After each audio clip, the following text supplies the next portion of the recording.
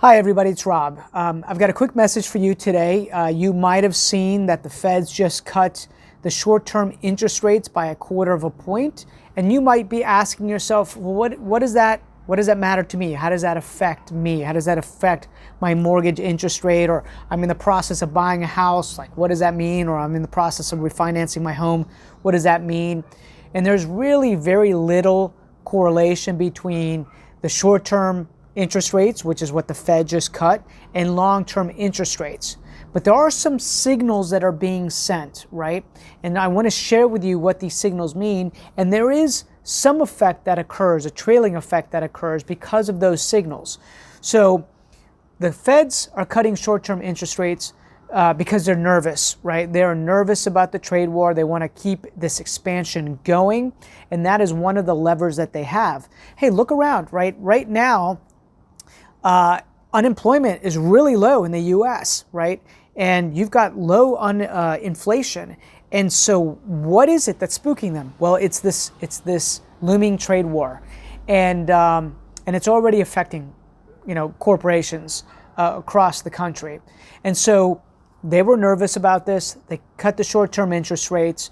And what that means for your long-term interest rates is absolutely really nothing at this point in time. But over the next week or two, your long-term interest rates might float down just a tad, because that seems to be the trend. It's like this trend that occurs. But it has more to do with confidence in the marketplace, right?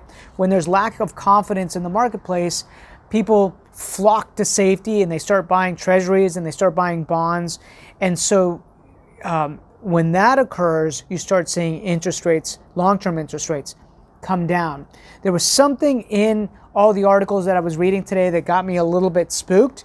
I need to do some more research on it, but it was that the cash liquidity in the market had really dried up. Short-term interest rates spiked to 10%, which is like, whoa, what's going on with that? And the government had to come in and infuse cash into the system. Last time I heard that happen was during the crisis in 2008. I'm sure over the next couple days we're going to be reading articles about what that actually means, what signals that's sending, right? But it's something to be paying attention to, something to be vigilant of. I was talking to a buddy of mine who we were talking about the yield curve, and he said, on average, when that yield curve inverts, it's a signal that there is a looming recession on the horizon. And on average, it's around 18 months out, right? Some were really fast, happened in 5 or 6 months after that inverted. Others were 36 months out, so a little bit longer. 18 months being kind of the average. So we just need to be vigilant, right? Right now, I can tell you, strong employment in our area, low inflation, low inventory. There's literally no inventory like anywhere, right? There's about a month inventory in every market right now, in Fairfax and Loudoun and Prince William. So everything looks good here locally. And by the way, all real estate is local.